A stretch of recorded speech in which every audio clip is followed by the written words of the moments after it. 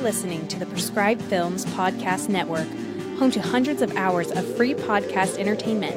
The shows on this network all have a common goal, providing you with the best discussions about movies and other forms of entertainment media.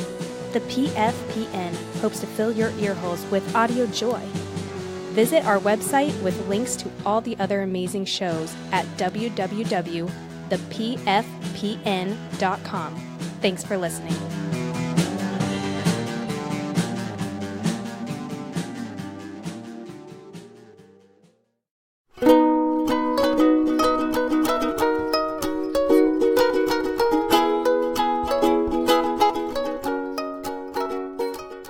Hello, everybody, and welcome to All About Movies, the podcast talk show all about movies.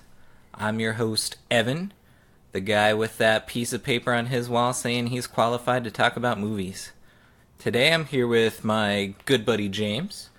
You might remember him from the video game movie episode. Welcome back. Yeah, glad to be here again. If you haven't seen that old episode, go listen to it. It's pretty good. It's pretty solid. One of the more popular episodes we have. I brought you on today because I just was adoring that thing you're doing with your fiance, that movie thing where you're watching old movies from your childhood, seeing if they hold up through the realms of nostalgia. Yeah. A little while back, Sarah and I, she's been on here before too. She did a Disney one, so go listen to that. Make her feel good. We started watching old movies that we weren't entirely sure would hold up through our rose-tinted glasses, as it were. Some movies that maybe wouldn't be as good upon rewatching, because she had some movies from the past that I distinctly remembered as being not good that she loved, and I had some that I was pretty sure wouldn't be great. So we rewatched a bunch of them, and lo and behold, some of them did hold up, but my God, some of them didn't. Oh God. So we'll get to the details on that here in a bit. But first off, I think it'd be nice to start with what some of like your earliest movie memories are. So this is gonna be a bit weird. I have some very fond memories. I think my earliest film memory is of going with my dad to see the Pokemon movie in theaters, and they gave you like a cool Ancient Mew card, which was like the best, which I still have. You can't play it, it's not useful, it just looks cool, and as a kid it was worth everything. Didn't stop me from trying to play it, obviously, but you know, you're a kid and that's what you do. But no, I remember distinctly going to a theater that has since been closed down in our hometown of Ottumwa, and eating some really stale popcorn, and it smelled terrible. And then we watched the Pokemon movie, and it blew my tiny mind. I don't know, what about you? What's your earliest film memory? It's a thing you do now, so it must have been pretty important. That's true. I'm glad you had some, because I'm like, maybe I'm the only one that's like, no, remember all these movie things? They're important. No. For one, I can remember like maybe not every inch of that theater, but like every foot anyway. Do you remember the one I'm talking about? I'm pretty sure the one downtown that they're like, it's just boarded up and destroyed. Yeah, they're trying to renovate it now. They're like, no, we'll do something with it. I don't know what they'll do with it. I know. There was a minute there where there was an adult theater downtown too. Didn't go to that one as a kid. Missed that one. No shows. Not the Pokemon I was looking for, so I missed it. Yeah, that the adult theater closed down when the owner was found murdered on the front steps of it. Was it really? Yeah. So they're like, I didn't know that. They're like, maybe not this anymore. That might have been a good call. Right? I knew it closed. I always assumed it was, like, not enough business or, like, too much of the wrong business. But right. Nope. Got murdered. That's unfortunate. I hope at least that's the story I heard. Maybe he died naturally on the front steps of his business. I don't know. But the story goes that he was murdered on the front steps of his business. At least it's like a That's not a good story. Like, that's a sad story, and I hope his family the best. But, like, at least it's not like he died ejaculating in the front of the theater. That's fair. It's not That's like fair. a very deprived story. It's just sad. It's just unfortunate. But yeah, I remember the non-adult theater pretty well. How they had, since it used to be two different, like, buildings, and they just put a little rickety incline up to where they had the concessions. It was garbage. I actually, this is a sad memory, and I remember it strongly because one of my other early memories was going to the Yu-Gi-Oh movie. There might be a theme here of cards that I was getting for film, where I got some candy. It must have been like snow caps or something, but I distinctly remember dropping some down the sewer grate that was like right in front of the theater, and just I wasn't weeping. I mean, I was close to it. But I was just like, no, my candy in the sewer, and I was like, this place sucks. And then I saw my movie, and I completely forgot about it. But now, so in this you moment, then saw them? Was this sneaking in the theater candy? No. So we had been waiting in line because that movie theater was tiny and had maybe like one movie rooms. I think there's like 3, maybe 4. But it was it was small. I do remember that there was a line to see Yu-Gi-Oh! The movie, and my dad was like, well, that's fine, you wait in line, and I'm gonna get you guys some popcorn and stuff while you wait. 'Cause I think they did like free refills on popcorn. Something. It was definitely like financially motivated. And yeah, I got us some candy, and we stood in line waiting, probably because we were whiny, me and my brother, waiting for the movie. Dropped my candy in the sewer, and backfired on him. Now I was even more whiny than before. So, here's to you, Dad. Yeah, I think one of the earliest ones I remember seeing is I barely remember seeing Star Wars Episode 1 in theaters. Oh, dang.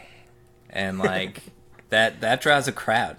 Oh, God, yeah. That, I think, is what got me into liking movies, because, like, you have hordes of fans that makes sense. to see this movie, and it's like, oh, wow, this really impacts people, even if it was Star Wars Episode 1, The Phantom Menace. You were sitting there, and you were like, now this is pod racing, and Yeah. you were in it. Gotcha.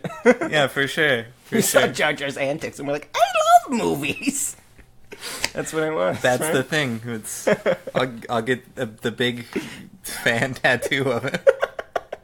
That exists somewhere. There's someone out there who has like a giant Jar Jar in their back, and they're just like, Yeah, well, that's the thing in the movie Fanboys is just based on the trailer. They're like, I don't know who this will be, but he's gonna be great, and got the big tattoo. Oh god, that's real good. So besides Japanese card game related movies, what else were big fare for you as a kid? See, the next ones I remember like very strongly because they left a huge impression on me as a kid is the opposite big like trilogy thing that came out, which was the Lord of the Rings movies, which stuck with me and my brother forever. They're still his favorite stuff, and I rewatch them from time to time. But I remember going to see those, which like I was young. I guess those are fine. I don't remember encountering trouble at the theater with like getting in or something, but they're somewhat violent. I did love them though; they were really good.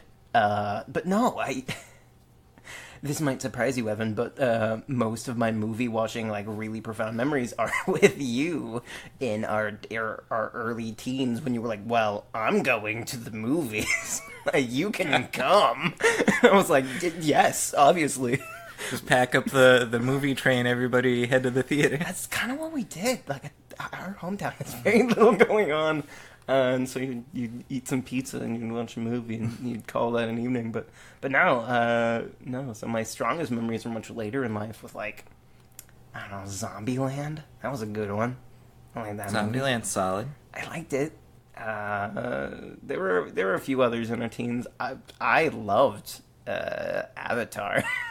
Saw it like 4 times. The Blue People Avatar, to be clear, not the Last Airbender film. That's actually funny because that's one of the only movies I've ever, actually, like, the only movie I think I've ever walked out of was The Last Airbender, 'cause I love the show. That's like the one reason I didn't end up seeing it was Really? because you had walked out of it. Yeah, no. And I was like, I better not see this. It was really bad. I should have walked out of a few others. One of the worst dates I ever had was Percy Jackson and the Lightning Thief.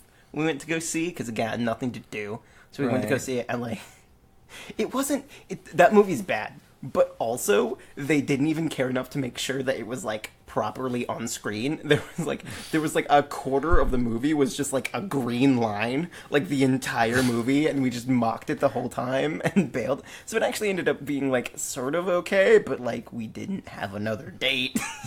Oh, I guess. See, I was back visiting the hometown a while back. I think it was for Mother's Day, and I went with my mom to a movie in that theater. And, like, the picture was just crooked. And she was just like, is it just going to be crooked? I was like, yeah, that's how it is here, Mom. They just have crooked pictures. They don't care enough to make the picture not crooked. This is exactly what I'm talking about. Yeah. No, absolutely. I mean, maybe that would have been good for, like, a weird, like, cerebral thriller. It just puts you already out of the It was Melissa McCarthy's Life of the Party. So maybe not like a psychological horror type deal, or maybe. I mean, I don't know how you feel about Melissa McCarthy, but I see the movie was exactly fine. I compare it to a saltine cracker. Ooh. See, I do that with There's something I saw. There's a movie, because I distinctly remember recalling a movie as being like very vanilla. Like it was fine. It's a good ice cream. No one's like vanilla, my favorite, but like it's good. You know, there's those people who think vanilla's the best. I'm sure there are. I don't know, man. So now a little back on topic. What have you and Sarah been watching as part of the revisiting childhood favorites? So we watched quite a few. Trying to remember because some of them stand out. We did watch The Swan Princess, the not Disney princess movie. She remembered it very fondly, and I remembered it not very fondly. And in the end, she went out on that. Actually, it surprised me with being better than I remember. It's weird. It's really weird. There's a couple. You can really tell that the actors and like the people who sing for the actors in the musical numbers are like not always the same person. Disney early on did a really good job of making it at least seem like they were the same. They weren't, if you recall. But no, they didn't even attempt that. Also, the love interests hate each other the whole movie, and then in the end they're like, no, but really, which is weird. But other than that, it's really pretty good. We also watched, Cats Don't Dance, which... See, I saw that one as a kid. I remember enjoying it. Am I wrong in that memory? No. It was good. I really like it. It has some interesting messages about early Hollywood racial tensions, which is interesting. But, like, it's really solid. It's really fun. On the flip side of that, we saw a couple others, like The Pagemaster, which is a horrifying mess. I also remember fondly The Pagemaster. Yeah, well, you'll be happy to learn it's garbage. No, well, it's great. really creepy. It's so weird. Like, all of it is just odd, and the animation is creepy, and the books are creepy, and I think it's Macaulay Culkin. Right? Yeah. Oh, he's just not. You know, he didn't quite give the same sort of pizzazz that he did in Home Alone. There wasn't the vindictive evil rage of a young Kevin in the mix. No, it was just a weird, creepy, like tried to be the never-ending story, but wasn't good, and it was a mess. And then we watched a couple other things. We watched. There was, if you recall, this old show with Kevin Sorbo called Hercules, and then the Xena one with Lucy something. Lucy Lawless? Is it? I think so. That might be right. And There was that show, and there was an animated movie. They made an animated movie off They- of that show? They made a movie that was animated. Correct. Was it well animated? No. Was it horrifying? Yes. Kevin Sorbo does not translate his face well to animation, apparently. Or at least, if they had given that animation job to me, if they were like, hey, I made a movie with you in it, it's animated, and that showed up on screen, I would have been upset. I would have been mad. And the same is true of Lucy and all the other, like, actual human characters. Anything they, like, sort of, like, made up on the spot didn't look bad, but any, like, human character, the faces are just a nightmare. It'd be a treasure trove for, like, memes or something. Just because it's so creepy. They're so weird. It's almost like a modern equivalent of I don't know if you've done this. If you go back and look at really, really old cartoons and stuff of, you know, like, not quite Mickey Mouse, because Mickey Mouse was a little less creepy a lot of the time, but, like, other ones like Felix the Cat and stuff, they're just weird, and they make you uncomfortable, and they make weird faces, and this is the whole vibe of that whole movie. It's like a modern version of that, where, like, everything is just, there's this off filter about it, where you're like, I don't know about this, and it doesn't go away, and it gets worse, and there are some weird, like, musical numbers that are weird, not good. I guess what I'm saying is I don't recommend it if you have fond memories of the old Kevin Sorbo Hercules. Don't ruin those fond memories by rewatching them, because yeah, we watched the animation and we watched the show, and yeah, both are a little hokey, little not so good. So maybe give those bad boys a pass. On top of that, I don't know, we discussed you and I, the Master of Disguise. I tried to rewatch it just because I was like, you know, this is small kid Evan's jam. Oh God, guilty pleasure. Yeah, let me watch this. Fell asleep during it. I made it a good amount through. The laughs don't hit as much when you're a grown adult. That the Master of Disguise didn't age well? That's ridiculous.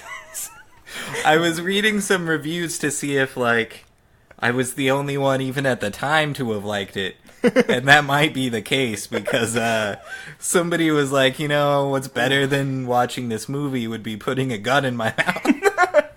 Was one review that I happened upon from back in the day. What is with young Evan and loving garbage movies? You also loved the Mario Brothers, and we read the reviews. I think I just loved every movie, and it's only the garbage ones that kind of stand out as being like, not good. I think you just entrenched yourself. Other people were like, these aren't good, and you were like, no, they are good. I'll prove it.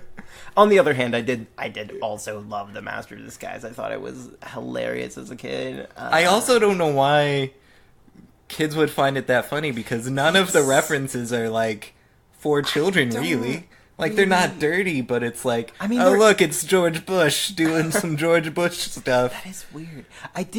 There is some dirtiness to that movie, because I have rewatched it recently, where they, like, they talk about, like, the assets of their trainee spy, his assistant, and it's very slightly uncomfortable, and I imagine as a parent that would have been weird to see your kid view and be like, ha ha ha. See, I think what makes it okay is like, the people they do find physically appealing have cartoonishly large butts. Oh, yeah. So it's like, oh, this person with a normal butt, not for me.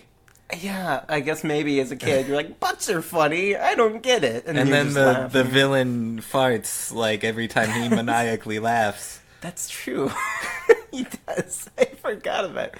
That's a weird running joke. The joy for me that I was able to get on this rewatch The grandpa, top notch. Like, oh god, no, like super good. His chemistry with Dana Carvey, great. yeah, I still remember liking it. If I rewatched it, I worry. I do genuinely worry that like my rose tinted glasses would never fall from my face. I would be like, it's perfect. Don't tell me it's not. Yeah, I would watch it in like Airplane all the time, which God, more so not a kid's movie, but one that actually holds up and is a just solid movie. That's with our parents letting us watch weird things. One of Right? my other memories of childhood was desperately begging my father to watch. I think it's Small Soldiers. Small Soldiers is great. As far as I remember, I think I rewatched it a few years ago and it still was great. My mom was like, "No, it's rated. I think like it's not even R, is it? Like I think it's like PG-13 or something." But it might even just be PG because like it definitely seems to be for kids. I think it was PG-13 or R, and the reason I think this is because I wasn't quite 13 at the time, if I recall. I think I would have been like 12. I think my mom was like, "No, they're not allowed to watch it," and then my dad, being great and terrible all at the same time. Yeah, he snuck it away while he snuck it in while my mom was away, picked it up from Blockbuster, I think, and grabbed a pizza and we watched it, and I was like, it's fine. It was whatever, but like it's a fine movie. It is a good movie. I think it was weird for me as a kid. It definitely wasn't. My mom had hyped it up as being this like extreme thing, and it wasn't. But then like, you have this history of things being marketed to kids that aren't supposed to be anyway, like the Terminator and stuff from before in their age. So I don't know what her problem would have been with that. I don't know. I feel like as long as there wasn't like nudity, it was kind of like fair game for the most part in the household. They're like, "Hey, watch The Sixth Sense. I know you're 6, but like, here you go."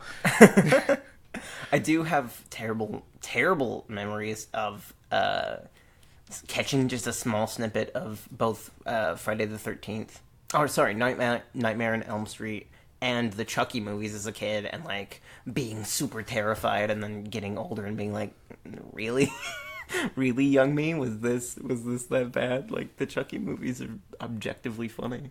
See, I didn't watch a lot of like actually marketed as scary movies. It was a lot of like, it's like, oh, here's Silence of the Lambs, here's Sixth Sense. So I was like, and then like I was trying to watch Dracula 2000, and I was just like, oh, this is gonna be scary. Oh no! I'm like, this isn't at all scary. What's going on? That actually explains it down, because now you love a scary movie. Like, half of your collection is horror, so like that makes a lot of sense. As a kid, you were like, these are cool. Like, these are more interesting. You tried to watch Dracula 2000. We're like, other movies are boring. Any other ones standing out that you've watched, trying to recapture this nostalgia? That's a good question. We have quite a few in the docket to continue watching, because this is something that we're gonna keep doing. Just watching old stuff. She's never seen Castaway, which is Weird. real good. I remember Castaway super fun. Love Castaway. That's a weird one to think on nostalgically, just because it was on TV all the time. I don't know how you don't end up seeing it. I agree, but on the other hand, like, I did the same thing with Forrest Gump. Like, I didn't see the entire... I saw it in snippets, but I didn't see, That's true. a collected Forrest Gump until I was well into high school, which is weird, because, yeah, it was always on TV, which is why you would catch snippets of it. You'd be like, let's watch the last third of Forrest Gump, I guess. Right. Haven't seen the rest, but might as well. It's a good movie, I'm told. So maybe that's the whole jam, but I don't think she's seen any of Castaway. Bizarre. Yeah, I don't know. I really need to go see... need to rewatch Bicentennial Man, because that's, like, my favorite movie as a kid. Like, hardcore my favorite movie as a kid. Which is a weird choice, too. I have no idea why. I was like, Robin Williams as a robot, man. That's the coolest. But I adored it. I adored it to death, and I wonder if it holds up. I think it does. I feel like the late, great Robin Williams is pretty timeless. I mean, I haven't seen Mrs. Doubtfire in a long time, but Most of his stuff's real good. The gags at least hold up in my head, but it is hard to... From Mrs. Doubtfire, anyway. Yeah, I don't know. I don't know. Yeah, we have quite a few on the docket, but none really stand out. The only other one that I remember watching was Willy Wonka and the Chocolate Factory, the original. I rewatched that the other day. Did you? I guess not the other day. It's probably been like a couple months, but like... That's such a great movie. Yeah, no, it's... I was like, why do I not always watch the beginning? There's some hit or misses. Cut out that mom singing scene. No one wants that in there. Yeah. But like, there's good jokes. Like, someone's being held hostage for a crate of Wonka bars. That is a weird thing. It's so funny. It's so good. I don't know if you've seen it, and this might be blending too much of the past. We're going too far into nostalgia, but have you seen the weird, like, straight-to-video Tom and Jerry version that is just the original one with Gene Wilder, but they, like, swapped out all the characters for Tom and Jerry characters? No, you were telling me about this one day. It's really weird and creepy. They kept the infamous boat scene in. It's not better. It's not better. So... you give it a watch sometime, I guess, if you want to check it out. It's interesting. I don't know if it's good. It's not bad. It's weird. It's an odd choice. And then you and I watched some Scooby-Doo and stuff again recently. Some old school we were watching Scooby-Doo. Harlem Globetrotters Scooby-Doo. Yeah, the best ones, obviously. Yeah. I don't know. I guess there's other crossover ones. Like, I don't know. Who else did they meet? Did they meet did Batman? some. Yeah, there was one with like Adam West Batman. Yeah, that's a good one. They had weirder ones where they met with like Phyllis Diller and Don Knotts. Don Knotts is the one that I remember as Don Knotts was my favorite. Strange choice. They didn't meet up with Kiss, did they? Someone met up with Kiss. There's a recent movie where they had met up with Kiss. So, really? Yeah, it's weird. But no other really strong ones that we watched that stood out. We kind of watched the two back to back of the Kevin Sorbo Hercules stuff and the Page Master, and we're like, you know what, we're good for a minute. Decided to go do literally anything else. The only other one that I want to watch that I didn't get a chance to is The Fifth Element again, because that was my other favorite movie as a kid. See, The Fifth Element I think is still pretty good. Yeah. Yeah, I liked it better watching it as an adult than I did as a kid. So did you really? I loved it as a kid. I don't know what it was as a kid that I was like, this is the coolest, but it was. I even liked Ruby Rod, the infamous everyone's. I don't know why everyone hates Ruby Rod so much. Ruby Rod's kind of funny. Really good casting choice and experience. I thought it was cool. I don't know. But yeah, I mean, I know there's some that Sarah still wanted to see, like some really old school romances that she had from when she was a kid, and like Sister Act, if you remember that, with I think Whoopi Goldberg. I'm never sure if I saw that whole movie or if it was just one of those parts on TV kind of things. They made two of them, I think. Yeah, they made two of them. But yeah, I don't know. It was yeah. There's a few others on the docket that I want to see and make sure that they're still good. But other than that, there's not too many that we watched that we really hated. Most of them actually weirdly stood up. Or maybe that's just nostalgia talking. So. That's fair. Like, no, this objectively bad thing's good. Could happen. I wouldn't be surprised. Right? So going off of this a bit, the whole industry seems pretty nostalgic right now. South Park kind of lampooned that a couple seasons ago with the member berries. I don't know if you are a South Park watcher, but it's just like, oh, you remember this, and there's just like grape-looking berries trying to get you to be nostalgic. They're like, you remember Chewbacca? Remember the good old days, yeah. All kind of stemming from J.J. Abrams with the Star Wars and with Star Trek. Right. But there's other examples being like Transformers, the newer Ninja Turtles. Right. It's hard not to just see a bunch of remakes and reboots around. Heck, even the new Jumanji movie was pretty dang successful. Mm-hmm. Why do you think that is, that we're getting so many nostalgia kind of mining films? They're financially profitable. I mean, that's fair once we boil it down. No, well, I don't know. I think it's a lot of things altogether. Largest amongst them is that, like, we discussed this before. I don't know if we were going to talk about it later, but sorry if we were. Was this idea that, like, you're in my generation specifically, unless the one prior and post us, is often called the generation of nostalgia.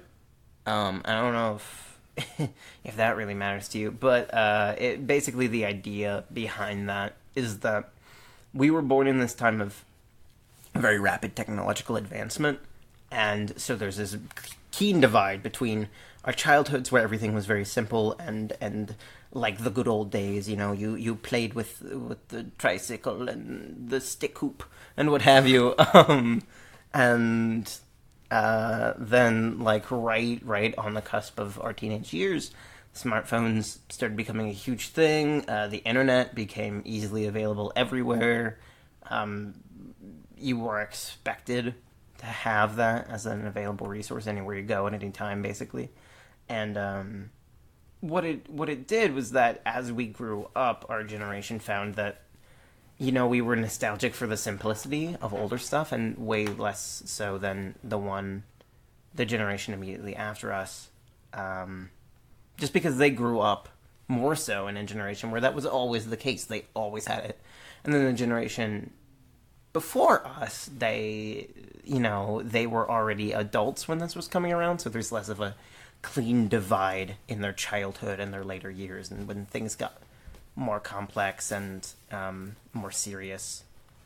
So I think that has a lot to do with it, that we are a huge demographic to market to right now.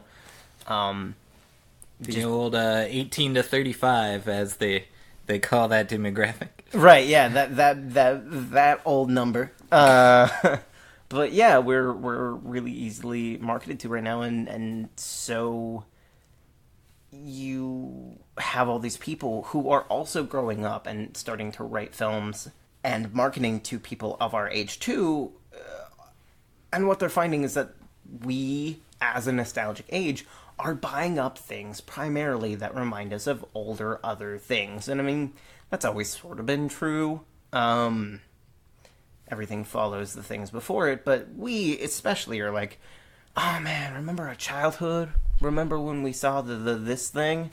When we saw the Ghostbuster? Wasn't that so cool? Don't we want a new Ghostbuster? And like, yeah, there's always a push against that, but like, look at the numbers. People go see them, at least out of interest. There's very few that haven't been at least fairly successful financially. So I think that's a big part of it. Financial success is to blame for other things. Like Disney thrives on nostalgia and that memory stuff, but they're like the vault system and everything.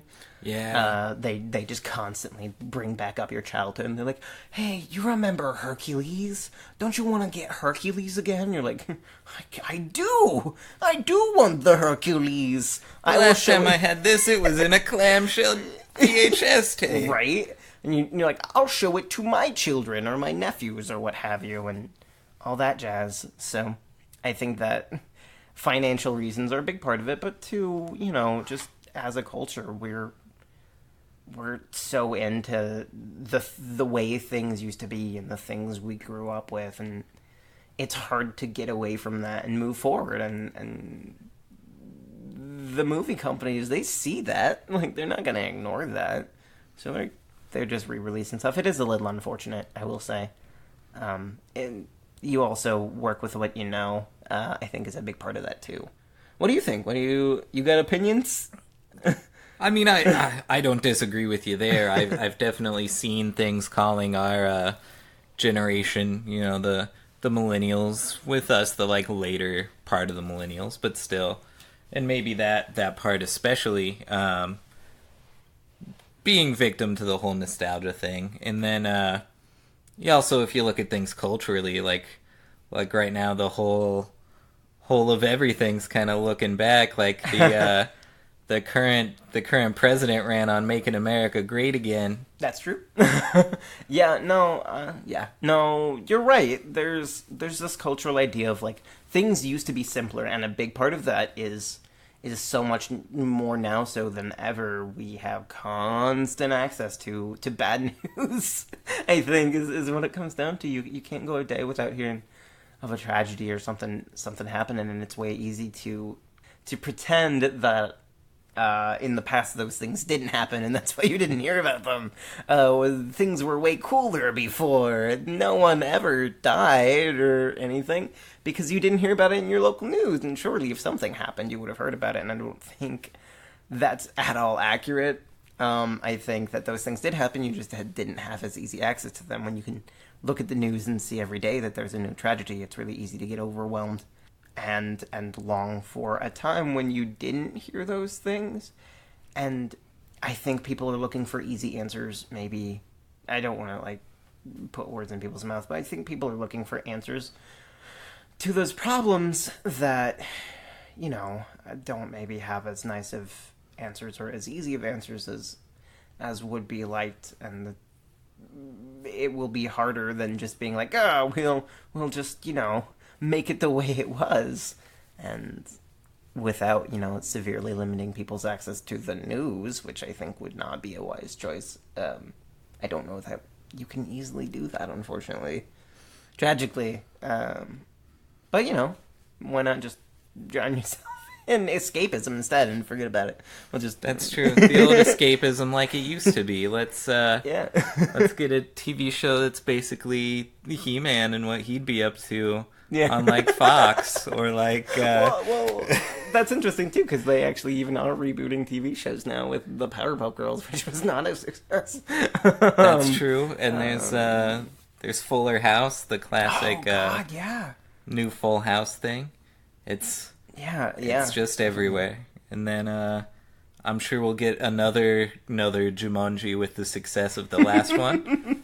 Since we remembered playing Rampage as a kid, they went and indulged us, made that a movie. I talked about maybe going to go see Rampage in the last episode because it's a video game movie, but I missed it. I was kind of hoping to see it, but Avengers took everything out of the theater besides Avengers. I didn't account for the fact that Avengers existed when I said I would go see that, so I did go see Avengers. It was good. I liked that movie. Didn't go see Rampage. Hopefully it was good. Who knows? I don't know if anyone saw it to tell us if it worked. Maybe it was the video game renaissance that we were hoping for, and it just completely went under the radar because Avengers. But oh well. Right. So maybe to kind of wrap things up, what things do you think are being made now that people will look back on nostalgically? I know one thing, and I hope I'm not stealing yours. For some reason, my sister really likes the Grown-Ups movies, the Adam Sandler films. No. You know, the Grown-Ups and Grown-Ups 2. Bree, don't. Right? Bree, if you're hearing this, stop it.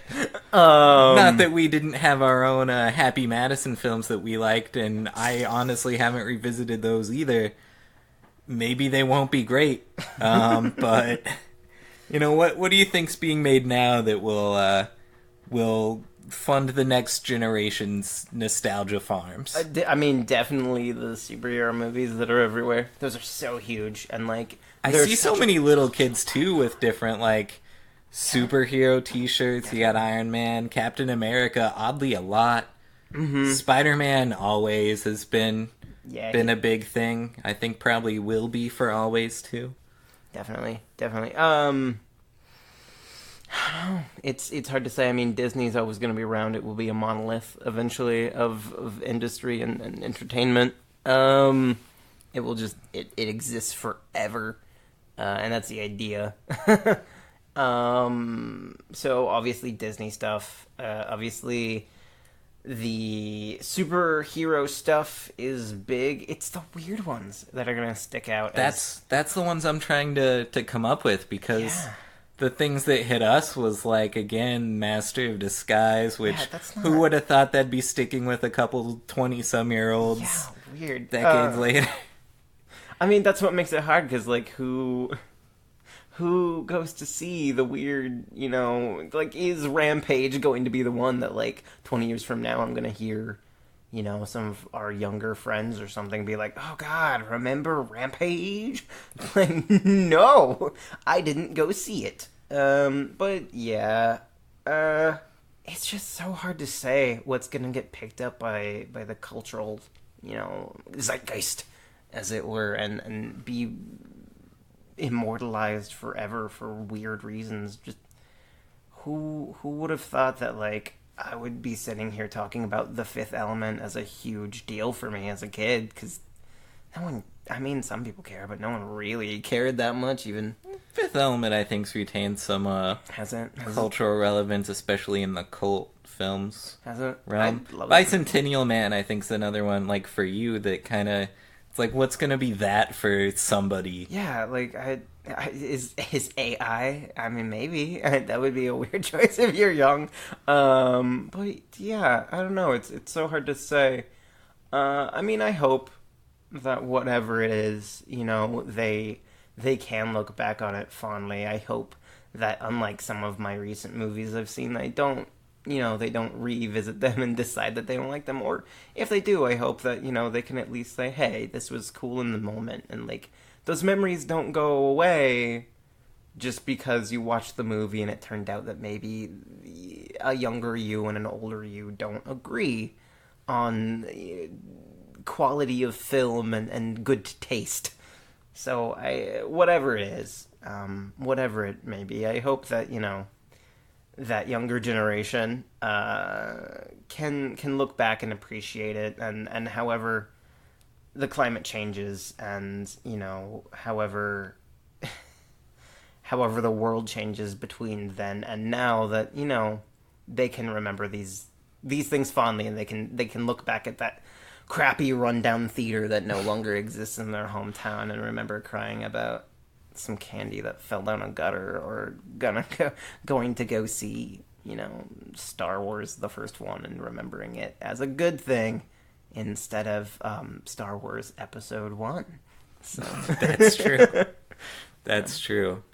All right, well, thanks for coming on the show. I think we've mined nostalgia ourselves here. So. Yeah. Well, we'll see you next time, and hopefully look back on this one fondly. Right? No kidding. Like, we can look back on all these films. See, there we go. Full circle. All right, so audience out there, you found this podcast somehow. Keep finding us there. Or we're also on Google Play. We're on iTunes. We're on a bunch of them third-party podcast sites. If you found this one, you can find the next one. We're also on Facebook under All About Movies, and Instagram under All About Movies Pod. So thanks for listening, and until next time, everybody.